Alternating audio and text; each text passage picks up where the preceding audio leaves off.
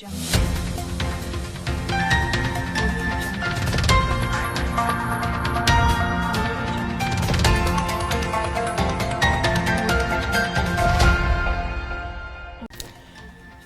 mission de suivi de la CEDEAO a rencontré hier la presse nationale et internationale. Des échanges fructueux avec à la clé beaucoup d'espoir pour la réussite de la transition. Nous y reviendrons plus en détail. Le Congrès national d'initiative démocratique Sinida Faso Yiriwaton reste toujours fidèle à sa tradition de présenter ses vœux du nouvel an au vestiaire de la presse. Cette cérémonie s'est déroulée ce mercredi 13 janvier 2021 à la Maison de la Presse.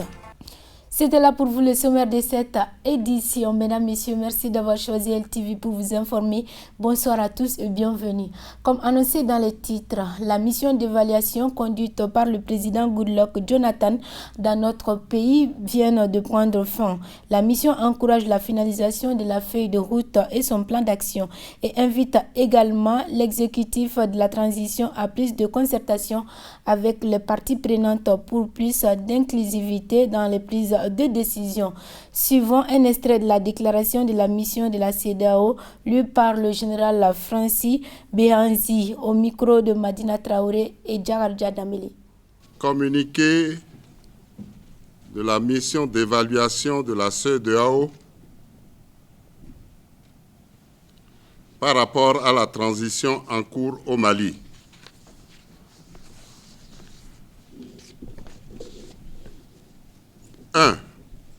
Conformément au protocole additionnel du 21 décembre 2001 de la CEDEAO sur la démocratie et la bonne gouvernance et des recommandations de la conférence des chefs d'État et de gouvernement de la communauté économique des États de l'Afrique de l'Ouest CEDEAO sur la situation au Mali, une mission de haut niveau conduite par son Excellence Goodluck Ebele Jonathan, envoyé spécial et médiateur de la CEDEAO au Mali, ancien président de la République fédérale du Nigeria, a séjourné au Mali du 11 au 12 décembre 2021.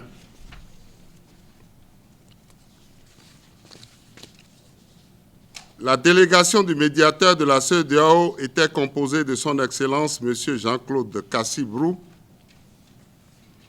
président de la commission de la CEDEAO, et le général Francis Awagbe Béanzin, commissaire aux affaires politiques, paix et sécurité de la CEDEAO. Ont également participé à cette mission Mahamat Salet Anadif, représentant spécial du secrétaire général des Nations Unies au Mali, chef de la MINUSMA, M. Fulgens, haut représentant de l'Union africaine pour le Mali et le Sahel par intérim, le professeur Aminou Boli, représentant résident du président de la commission de la CEDEAO au Mali, M. Desmond Aguiemangsa, chef de la chancellerie, ministre conseiller de l'ambassade du Ghana au Mali, et Mme Sarah Bouka Godwin, chargée d'affaires assumant l'intérim à l'ambassade de la République fédérale du Nigeria. 3. La mission a rendu une visite de courtoisie et de travail à son Excellence M. Ba Ndao, président de la transition, chef de l'État, au vice-président de la transition, au Premier ministre, chef du gouvernement, et au président du Conseil national de la transition. La mission a eu des consultations avec les parties prenantes, le corps diplomatique, les présidents de la Commission électorale nationale indépendante et le délégué général aux élections du Mali. À l'issue de ces différentes rencontres, Et tout en notant l'insuffisance des consultations relevées par de nombreux acteurs, la mission a noté des avancées relatives à la mise en place des organes de la transition et la nomination de tous les responsables des différents organes de la transition, notamment le président, le vice-président, le Premier ministre et le président du Conseil national de la transition. La mission a également salué la nomination des membres du gouvernement et du Conseil national de transition. Suite à la mise en place des organes précités, le Conseil national de salut public devrait être formellement dissous. 5. La mission a également pris note des efforts que déploie le gouvernement du Mali sur le plan sécuritaire, malgré les défis importants qui restent à relever. 6. La mission a encouragé le gouvernement de la transition à finaliser et à communiquer sur une feuille de route assortie d'un plan d'action indiquant les différentes activités à réaliser, tout en étant respectueux de la période de transition fixée à 18 mois. 7. La mission a insisté sur la nécessité de renforcer les concertations à travers un dialogue plus ouvert à l'ensemble des parties prenantes pour assurer un processus de transition inclusif. Cela permettra une plus grande appropriation interne des différentes décisions relatives à la transition, en particulier l'élaboration des textes fondamentaux, c'est-à-dire la Constitution. 8. Le processus de transition devant déboucher sur des élections crédibles et transparentes, la mission encourage les autorités à prendre en compte, dans la mesure du possible, les résolutions et recommandations issues du dialogue national inclusif, notamment en matière de gestion des élections. 9. La mission invite les autorités de la transition et les acteurs sociaux au dialogue afin d'arriver à des solutions qui préservent les intérêts supérieurs du Mali. 10. Par ailleurs, la délégation de la CEDEAO s'inquiète des interpellations récentes liées à une tentative présumée de déstabilisation et d'atteinte à la sûreté de l'État. Elle invite au respect des procédures légales en vigueur en toute transparence dans le respect des droits humains. 11. La mission remercie les partenaires techniques et financiers pour leur soutien au peuple malien et les encourage à continuer à soutenir les institutions de la transition. 12. Enfin, la mission réitère la solidarité de la CEDEAO au gouvernement et au peuple malien et exprime sa ferme volonté de les soutenir dans le processus devant conduire à une transition réussie et à des élections transparentes. Fait à Bamako, le 12 janvier 2021, la mission de médiation de la CEDEAO.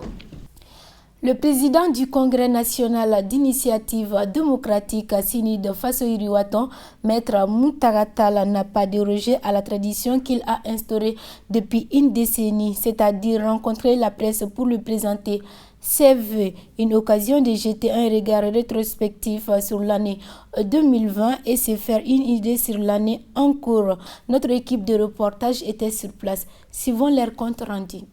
Le Sini de Fassoïri-Ouattara a présenté ce mercredi 13 janvier 2021 à la Maison de la Presse ses vœux à la presse malienne. Cette cérémonie de présentation de vœux était présidée par Maître Moutaratal, président du parti, en présence de Draman Aliou Koné, président de la Maison de la Presse. Dans son allocution de bienvenue, le président de la Maison de la Presse, Draman Koné, a remercié le Séné de Fasso Iriwaton pour cette tradition de venir présenter ses vœux dans les locaux de la Maison de la Presse. Il dira que de nos jours, la presse malienne a plus que jamais besoin d'être soutenue par tous. Dans le même ordre d'idées, suivant Bandjougou Dante, président de l'URTEL. Nous en sommes très honorés. Très honorés dans la mesure où l'homme qui aujourd'hui est parmi nous est un défenseur de la démocratie. C'est un défenseur de la liberté. Chaque année, nous avons besoin de lui, de son analyse des situations nationales. Mais cette année, nous avons besoin de lui plus que les autres années, dans la mesure où nous traversons une période particulière caractérisée par les menaces gravissimes sur la liberté d'expression et sur la liberté de la presse. Au même moment, nous traversons une période importante dans la vie de notre pays, période qui se caractérise surtout par une négation et une banalisation des acquis de mars 1991 par certains apprentis sorciers, comme mon frère Dra a eu à le dire.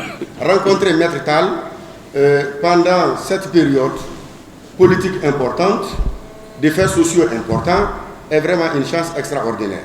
Monsieur le Président, nous sommes très heureux de vous accueillir ici. Nous sommes reconnaissants des efforts que vous faites à longueur de journée pour les médias maliens et nous vous remercions effectivement pour cette marque de confiance, pour cette marque de considération. À l'occasion, le président du parti Séné de Fasso Iriwaton a profité de la tribune pour faire l'état des lieux de la presse. Il a également présenté sommairement l'état sociopolitique du pays en touchant aux grandes questions qui animent l'actualité nationale du moment. Maître Moutaratal a déploré la gestion de la transition. Après une année particulièrement éprouvante à tout point de vue, aujourd'hui, Allah subhanahu wa ta'ala, le très miséricordieux, nous permet pour la 22e année consécutive de nous rassembler pour cette traditionnelle cérémonie de présentation de mes vœux de très bonne et heureuse année 2021. À vous, personnellement, aux organes, associations et regroupements de presse que vous représentez, aux blogueurs, aux acteurs présents sur les réseaux sociaux. Depuis maintenant 3 années, mesdames et messieurs, nous évoquons ici, à chacune de nos rencontres annuelles, une année horrible, annus horribilis. Il ne s'agit pas d'un jeu de mots ou de répétitions inutiles, mais de la triste réalité que nous vivons. Sans rentrer dans une difficile énumération, observons ensemble une minute de silence pour toutes les victimes civiles et militaires des conflits qui endeuillent notre pays, les martyrs du M5 RFP, les anciens présidents de la République Moussa Traoré et Amadou Toumani Touré, et notre compatriote de cœur et d'adoption Pierre Bouyoya, et aussi pour notre frère Soumaïla Cissé, pour le Premier ministre Modibo Keïta et pour votre collègue Seydou Traoré Dibamana de Radio Djekafo. Je sais qu'il y en a bien d'autres que je n'oublie pas. Associons-les tous à notre prière silencieuse. Procédant à une analyse sans complaisance de la situation du Mali, notre Congrès a estimé que, je cite, un parti fort dans un Mali refondé suppose d'abord la pleine réussite de la transition. Nous y sommes pleinement engagés, car au risque de nous répéter, nous ne laisserons rien, ni personne, annihiler l'extraordinaire opportunité de refonder le Mali. C'est pour cela que le Congrès nous a instruits d'accroître notre empreinte sur la vie publique nationale et rendre notre parti plus fort et plus attractif sur la scène politique. Nous sommes certes la 5e force politique sur plus de 200 partis.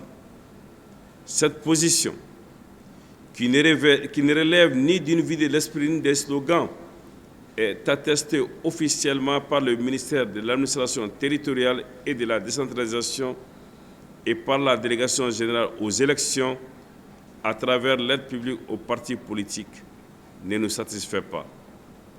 Si nous ne sommes que 5e au lieu d'être premiers, c'est parce que nous avons des lacunes à combler, des insuffisances à corriger. Nous devons donc identifier ces déficiences et y apporter les correctifs nécessaires. Malgré des contre-performances liées à des tripatouillages électoraux et reconnaissant-le à des faiblesses intrinsèques, nous devons, parce que plus fort, au sortir des prochaines élections, être enfin un parti au pouvoir et non un parti convié au pouvoir. Cet objectif n'est pas au-dessus de nos moyens. Nous pouvons l'atteindre. Par le passé, nous y avons été très proches. Donc, nous le pouvons. Nous le pouvons par la pertinence de notre programme, par l'engagement de nos militants que je ne cesserai jamais de saluer, mais aussi par la valeur de nos cadres. Le Congrès a également décidé, je cite, d'ouvrir le parti comme jamais il ne l'a été aux jeunes pour insuffler un sang nouveau et les rendre plus réceptifs aux idées d'un monde en pleine mutation. Les femmes déjà présentes seront appelées à jouer un rôle encore plus important et nous irons chercher partout où ils sont les cadres dans tous les secteurs de la vie nationale. Pour rappel, cela fait 22 ans que le parti Sini de Faso Iriwaton présente ses vœux au vestiaire de la presse. Ainsi prend fin notre édition d'aujourd'hui. Un grand merci à vous de l'avoir suivi et bonne suite de programme sur La Liberté Télévision.